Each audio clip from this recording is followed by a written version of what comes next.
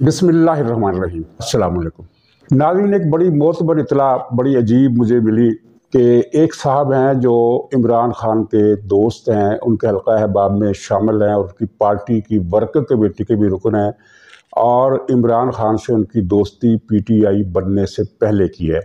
ان کے بارے میں یہ پتہ چلا کہ وہ کچھ خدا کا خوف رکھنے والے آدمی ہیں، کچھ نہ کچھ، بہت زیادہ نہیں، کچھ نہ کچھ، یعنی اللہ توبہ کرنے والے تھوڑے بہت جو لوگ جو ہوتے ہیں عام لوگوں میں، اس طرح کے آدمی ہے۔ مجھے حیرت ہوئی کہ خدا کا خوف ذرا سا بھی رکھنے والا کوئی بھی آدمی کس طرح عمران خان کا حامی ہو سکتا ہے۔ شاید وجہ یہ ہو کہ پرانی دوستی ہو اور وہ دوستی کو نبھا رہے ہوں، تو پارٹی کی ورکنگ کمیٹی میں بھی وہ شامل ہے، یعنی اہم ان کی ایک اہمیت ہے پارٹی کے اندر۔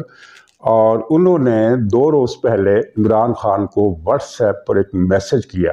اس میسج کے بعد مجھے ایک جرمن ناول کا یاد آیا کہ اس کے کردار، اس کے ہیرو یا ویلن کہہ لیں، ہیرو ہی کہنا چاہیے کہ مرکزی کردار ہے اس کے اندر اور عمران خان کے اندر کس قدر مشابہت ہے۔ تو ناظرین صاحب نے واٹس ایپ میں لکھا کہ خان صاحب آپ پر مسلسل آزمائشیں، تکلیفیں اور مصیبتیں آ رہی ہیں، تو آپ اس کے لیے اللہ سے استغفار کریں، شاید یہ مصیبتیں ٹل جائیں۔ مصیبتوں کا حوال آپ کے علم میں ہے کہ ایک تو ان کو مسلسل ناکامیاں ہوئیں، وہ ناکامیاں بھی انہوں نے گنوائیں کہ آپ نے آئی ایس آئی کے چیف کو برقرار رکھنا چاہا، نہیں رکھ سکے، اپنی حکومت کو بچانا چاہا، نہیں بچا سکے، باجوہ کو ہٹانا چاہا، نہیں ہٹا سکے، اپنی حکومت کو بچانے کے لیے آپ نے جتنے اقدامات کیے وہ سارے کے سارے ناکام ہوئے۔ اس کے بعد سے مسلسل آپ کو ناکامیوں کا سامنا ہے، آپ پر قاتلانہ حملہ بھی ہوا، یہ فارن فنڈنگ میں آپ کو بہت زیادہ شرمندگی کا سامنا کرنا پڑا۔ اس کے بعد توشہ خانے نے تو حد ہی کر دی، اس میں آپ کو بہت ذلت اور رسوائی نصیب ہوئی۔ اور پھر یہ کہ یہ جو لیکس ہو رہی ہیں، یہ لیک سے تیسری لیک کے بعد انہوں نے یہ واٹس ایپ کیا۔ توشہ خانہ سے مجھے یاد آیا ایک فقرہ، موضوع کاٹ رہا ہوں، کہ اسد عمر نے کہا ہے کہ توشہ خانہ، اپوزیشن نے توشہ خانے کے پہاڑ سے کیا نکالا؟ کھودا پہاڑ اور نکلا چوہا۔ اب کوئی اسد عمر صاحب سے پوچھے کہ اس چوہے کی مالیت کتنی ہے؟ 7 ارب روپے سے زیادہ، 6 ارب روپے کی تو جیولری تھی، 6 ارب تو صرف جیولری میں کمائے، اور وہ جو گھڑیاں بیچی 1.5-2 ارب روپے کی وہ بیچی، دوسرا سامان بیچا وہ الگ ہے، یعنی یہ 7-8 ارب روپے سے بھی زیادہ قیمت والا چوہا ہے۔ 8 ارب روپے کا چوہا اسد عمر صاحب اس کی اتنی اہمیت کم کر کے بتا رہے ہیں۔ تو خیر واٹس ایپ کیا، یہ ساری چیزیں ان کو ذکر کیا مختصر، کہ اب آپ پر مقدمات کا بھی خطرہ ہے، گرفتاری کا بھی خطرہ ہے، نااہلی کا بھی خطرہ ہے، ہر طرف سے آپ مسائل، پریشانیوں اور مصیبتوں میں گھر گئے ہیں، نکلنے کا کوئی رستہ نظر نہیں آ رہا، تو آپ استغفار کر کے دیکھیں، توبہ کر کے دیکھیں۔ انہوں نے واٹس ایپ میں استغفار کا نہیں، توبہ کا لفظ استعمال کیا۔ تو واٹس ایپ پڑھنے کے بعد عمران خان ناراض ہو گئے۔ اس وقت تو انہوں نے واٹس ایپ پر تو کوئی جواب نہیں دیا، لیکن کچھ گھنٹے کے بعد یا شاید یعنی 8-10 گھنٹے کے بعد انہوں نے ٹیلی فون کیا ان صاحب کو، اور ان کے ساتھ بدتمیزی کی، ان کے ساتھ گالم گلوچ کی حد تک چلے گئے، جو ان کے 30 سال سے 25 سال سے ان کے دوست چلے آ رہے ہیں۔ بدتمیزی کی اور کچھ گالیاں تو نہیں دی، لیکن یعنی جو غصہ تھا وہ گالم گلوچ والا ہی تھا، انداز جو تھا، جو فکرے استعمال کیے۔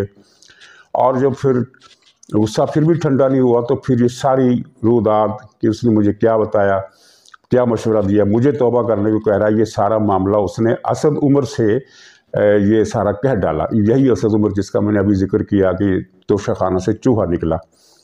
تو اسد عمر کے ساتھ اس نے وہ رویا اس کے سامنے اور شکوہ کیا، ساری بات کی۔ تو پھر یہ بات بظاہر لگتا ہے کہ اسد عمر ہی کے ذریعے سے باہر آئی، یعنی اسد عمر نے پھر کسی اور کو بتائی، وہاں سے یہ چل نکلی خبر۔ بہرحال صحیح ہے، کیونکہ پھر جب کسی نے ان صاحب سے رابطہ کر کے پوچھا تو انہوں نے کہا کہ ہاں میرے ساتھ پھر انہوں نے بدتمیزی کی جب میں نے توبہ کو کہا۔ تو توبہ کی توفیق سے مجھے یاد آیا کہ جرمن ادیب تھا کرسٹوفر مارلو، اس کا ایک بہت مشہور ہے ڈاکٹر فاسٹس، آپ نے اکثریت میرے خیال میں آپ نے پڑھ رکھا ہوگا۔ تو اس کے کردار پر اگر ہم غور کریں تو اس میں بڑی مشابہت نظر آتی ہے عمران خان میں۔ وہ تمام کبیرہ گناہوں کا 7 ڈیڈلی سنز جن کو بائبل میں کہا گیا ہے، اور کبائر جن کو ہماری شریعت میں کہا جاتا ہے، ان سب کا مرتکب تھا۔ آپ اس میں ایک کہیں گے کہ ایک جرم تو عمران خان نے، گناہ کبیرہ تو عمران خان نے نہیں کیا، میں وہ بتاؤں گا کہ وہ بھی اس نے کیا۔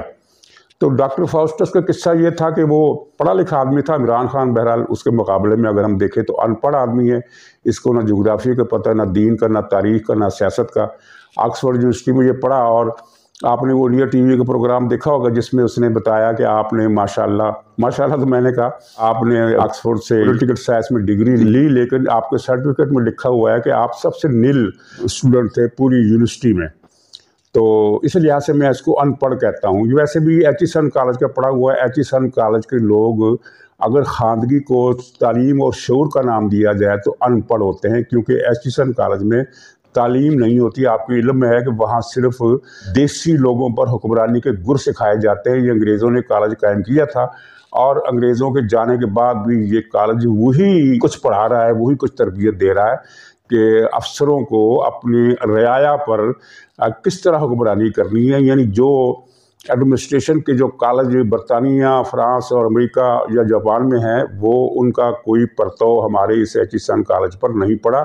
چاہے یہ کالج ہو، چاہے وہ گھوڑا گلی والا کالج ہو، ان میں ایک بادشاہی ٹولے کو، برہمنوں کے ٹولے کو شودروں پر حکومت کرنے کے گر سکھائے جاتے ہیں، تعلیم نہیں دی جاتی۔ انگریزی بولنا سیکھنا ظاہر ہے یہ تعلیم نہیں ہے، یہ ایک زبان کا علم ہے۔ یعنی اگر چینی باشندے انگریزی سیکھے بغیر بہت زیادہ پڑھے لکھے گنے جا سکتے ہیں، تو یہاں بھی اردو میں لوگ جو تعلیم یافتہ ہے ان کو بھی تعلیم یافتہ ماننا چاہیے۔ یہ الگ بات ہے کہ پاکستانی معاشرے میں آپ کو چاہے کسی کے بارے میں کچھ بھی علم نہ ہو کسی موضوع پر، لیکن اگر انگریزی اچھی بولتے ہیں تو آپ کو پڑھا لکھا تصور کیا جاتا ہے۔ خیر، یہ جو ڈاکٹر فاسٹس تھا، یہ کردار، یہ پڑھا لکھا آدمی تھا، لیکن اس کے دل میں شیطانی آئی اور اس نے جادو سیکھنے کی خواہش ظاہر کی اور جادو سیکھا، اور شیطان کی جو پوجا کے جو طریقے سے اس کے علم میں آئے اس پر عمل کیا اور پوجا شروع کی، اور پھر آہستہ آہستہ اس نے جو شیطان کا ڈپٹی تھا میفاسٹوفیلس، اس تک رسائی حاصل کر لی۔ لوسیفر جو شیطان کبیر ہے، اس کا قرآن میں نام آیا ابلیس، اور روایات میں اس کا نام آیا عزازیل، اور عبرانی میں اس کا نام ہے لوسیفر۔ سب سے بڑا شیطان ہے، اس کو لوسیفر کہا جاتا ہے۔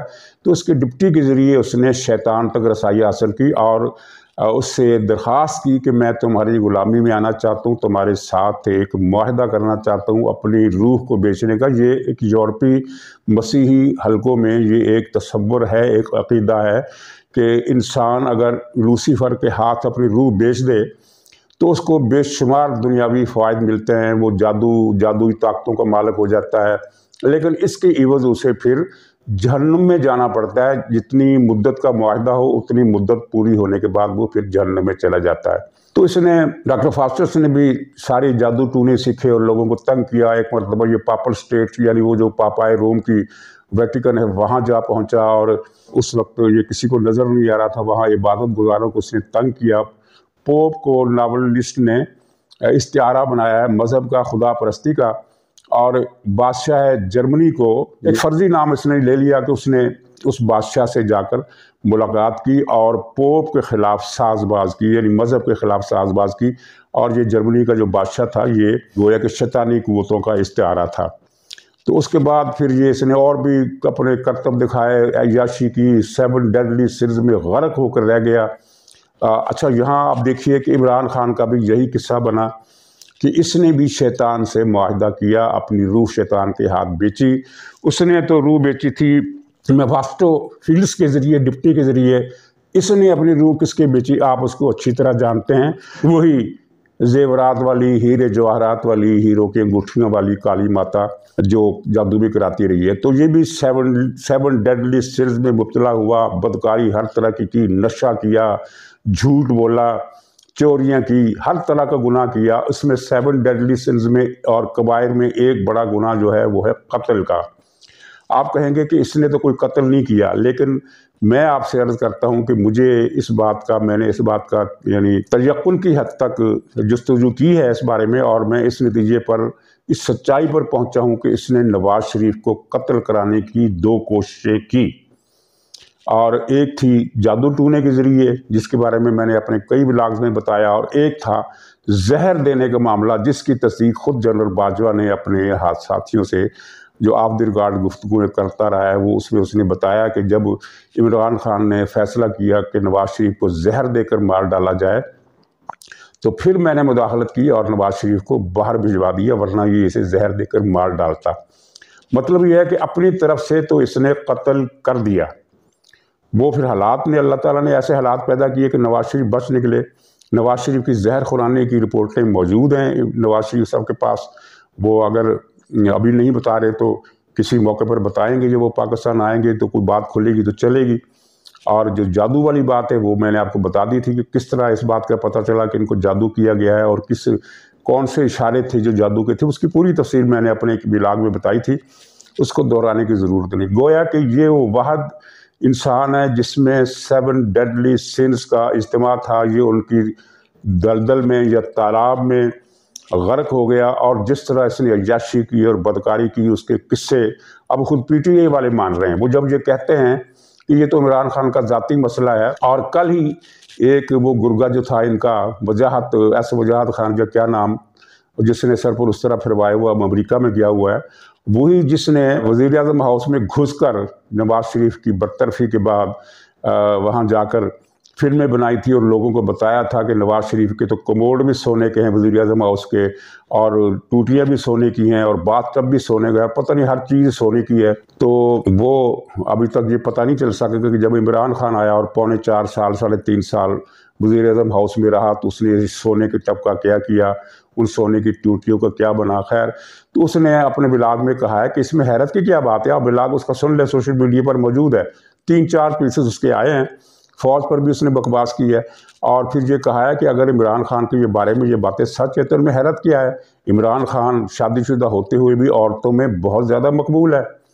اس کی کشش ہی اتنی ہے. اندازہ کریں کہ یہ جسٹیفائی کر رہے ہیں کہ عمران خان مردانگی کا نمونہ ہے، اس عمر میں بھی وہ عورتیں اس پر مرتی ہیں. تو اس میں تعجب کیا ہے؟ یعنی یہ کوئی بات ہی نہیں ہے. اور وہ جو ریاست مدینہ کے حامی جو بنے پھرتے ہیں نام نہاد جھوٹے بابے، ان میں سے کل ایک بابے کی میں نے تقریر سنی. روحانی بابا خود کو بناتے ہیں نا، اس لیے بابا میں نے کہا. تو وہ بڑے گرم تھے کہ یہ عمران کی پرائیویٹ لائف کو باہر کیوں لایا جا رہا ہے، یہ پرائیویٹ لائف ہے. اور پھر یہ ان میں سے کئی ویڈیو جو اب آنے والی ہیں ان میں سے کئی وزیر اعظم ہاؤس کی ہیں، یعنی 1-2 سال پہلے کی ویڈیو، یعنی ابھی تک یہ اس میں غرق ہے اس گناہ کے مکروہ کام میں. اور اب جو تازہ خبر آپ نے سن لی کہ یہ اس نے بنی گالہ میں حساس آلات پکڑنے والے کسی تنظیم کو بلایا ہے، کسی ایجنسی کو بلایا ہے، اور کہا ہے کہ میرے اس پوری بلڈنگ میں جہاں جہاں جاسوسی کے آلات نصب ہیں وہ ان کا سراغ لگاؤ اور ان کو تلف کرو. مطلب یہ ہے کہ نہ صرف یہ ہے کہ ابھی یہ کل تک یہ بدکاری وہاں کر رہا تھا کیونکہ اسے خطرہ ہو گیا ہے کہ یہ ابھی تک چیزیں ریکارڈ ہو رہی ہیں، بلکہ یہ آئندہ بھی بدکاری پر جمے رہنے کا عہد کیے ہوئے ہے، اور چاہتا ہے کہ آئندہ میں جو بدکاری کروں تو اس کی ریکارڈنگ نہ ہو پائے. یعنی اس لیے اس نے یہ بلایا. اچھا ہاں، تو فاسٹرس نے جب وہ روح بیچ دی تو یہ 24 سال کا معاہدہ اس نے کیا. اچھا 24 سال جب ختم ہونے لگے تو اس کے پھر پریشانی بڑھنے لگی کہ میں نے یہ کیا کر دیا، اب تو میں دوزخ میں جاؤں گا. تو آخری گھنٹے میں اس نے بہت زور لگایا کہ میں کسی طریقے سے دوزخ جانے سے بچ جاؤں. اچھا وہاں کی روایات جو ہیں، جو ادیب وہاں کے اپنی ظاہر ناولوں میں اور ڈراموں میں کتابوں میں انہی روایات کو فالو کرتے ہیں.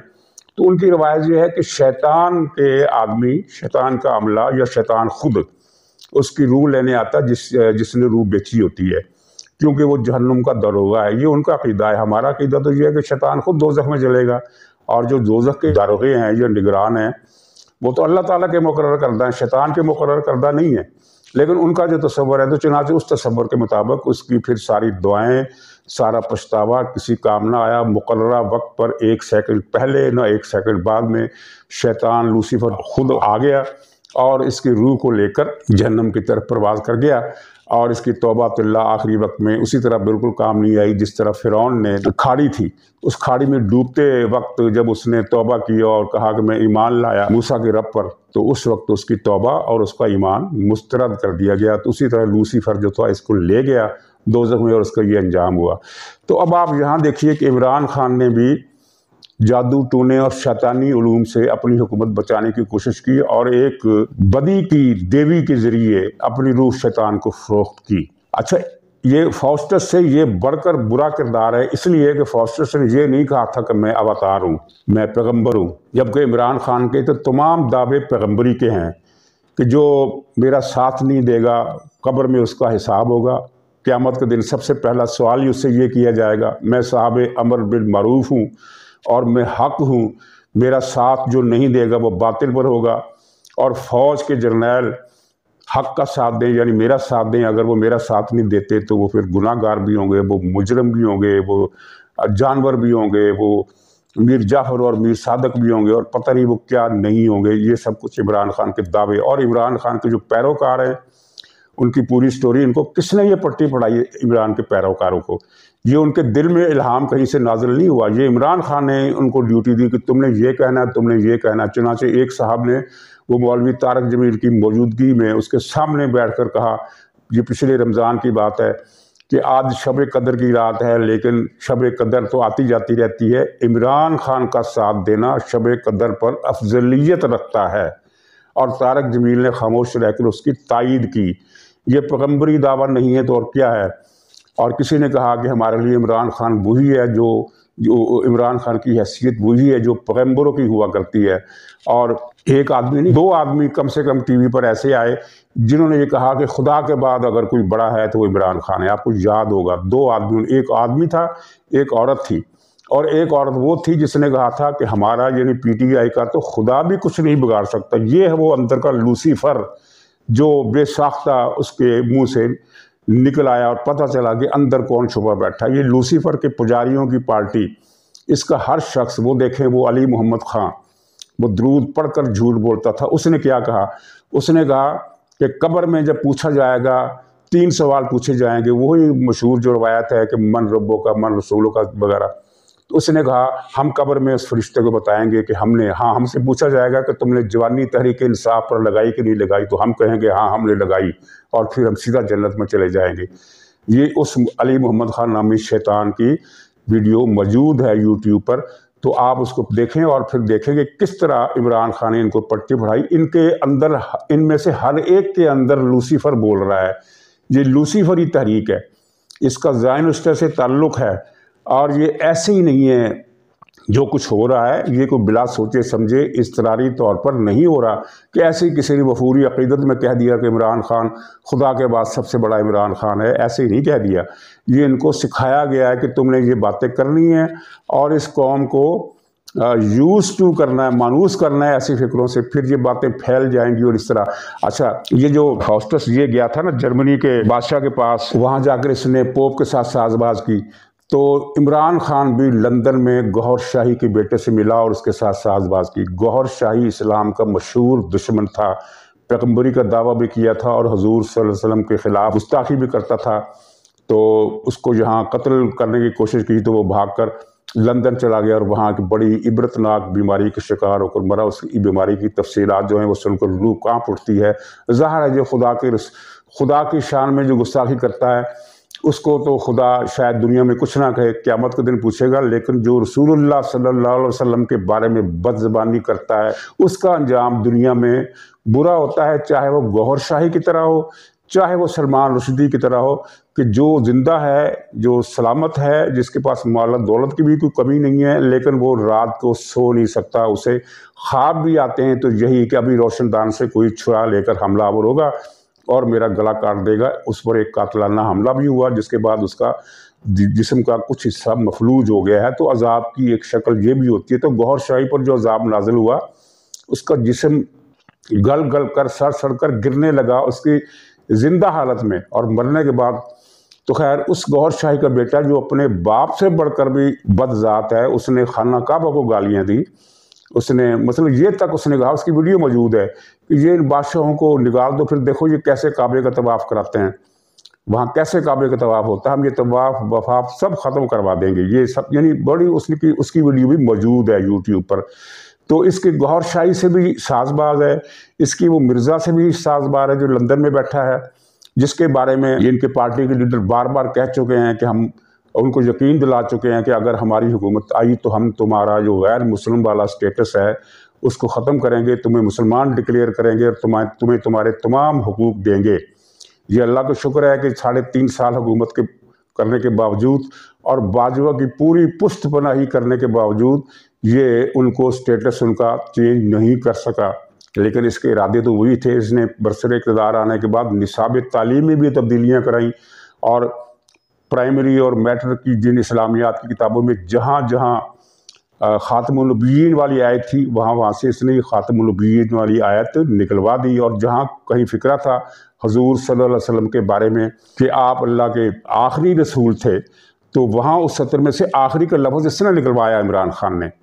وہ کتابوں کے عکس آپ نے بھی دیکھے ہوں گے، سوشل میڈیا پر بہت ان کو شیئر کرنے والے لوگ بہت زیادہ ہیں، وہ کافی زیادہ چیزیں پھیلی ہیں، لیکن پھر بعد میں جب احتجاج ہونے لگا تو پھر وہ نصاب کتابیں واپس لے لی گئی اور نئی کتابیں لائی گئی، یہ ساری چیزیں کرتا رہا ہے۔ تو اس نے لوسیفر سے، اس نے تو 24 سال کا معاہدہ کیا تھا، اس نے پتہ نہیں کتنے سال کا کیا۔ یہ ہے کہ اس کے دل میں یہ بات کالی مائی نے بھی بٹھا دی تھی کہ تمہیں یہ باجوہ وغیرہ تو فیض وغیرہ تو 10 سال کے لیے لائے ہیں، لیکن میرا علم جو کہتا ہے میں تمہارے لیے ایسے وہ عملیات کروں گی، ایسی تبصیہ کروں گی کہ تم تا حیات اس ملک کی بادشاہت پر رہو گے، تا حیات بادشاہت۔ گویا کہ اس نے شیطان کے ہاتھ اپنی جو روح بیچی تھی وہ تا حیات تھی۔ فاسٹس نے تو 24 سال کا معاہدہ کیا تھا کہ 24 سال کے بعد پھر میں کچھ نہ کچھ کر کے عیاشی کر لوں، بدکاری کر لوں، سب کچھ کر لوں، جب 24 سال ختم ہو گئے تو پھر میں توبہ طائب ہو جاؤں گا، لیکن اس کو مہلت نہیں ملی۔ اس کا تو توبہ طائب ہونے کا بھی ارادہ نہیں تھا، اس کا تو تا حیات اسی گناہ، کفر، ابلیسیت، شیطانیت اور لوسیفر کی غلامی میں تا حیات رہنے کا فیصلہ تھا، وہ نہیں پورا ہو سکا۔ تو اب یہ نیم پاگل ہو رہا ہے، نیم پاگل سے آگے بڑھ گیا ہے، کیونکہ بنی گالہ ہی کے ذرائع بتاتے ہیں کہ اب خان صاحب سے بات کرتے ہوئے لوگ ڈرتے ہیں، کیونکہ موصوف چڑچڑے ہو گئے ہیں، ہر ایک کو کاٹ کھانے کو دوڑتے ہیں، کسی کی بات نہیں سنتے، پہلے سن لیتے تھے، اب آدھی بات سن کر بیچ میں فکرہ کاٹ دیتے ہیں اور اسے چپ کرا دیتے ہیں۔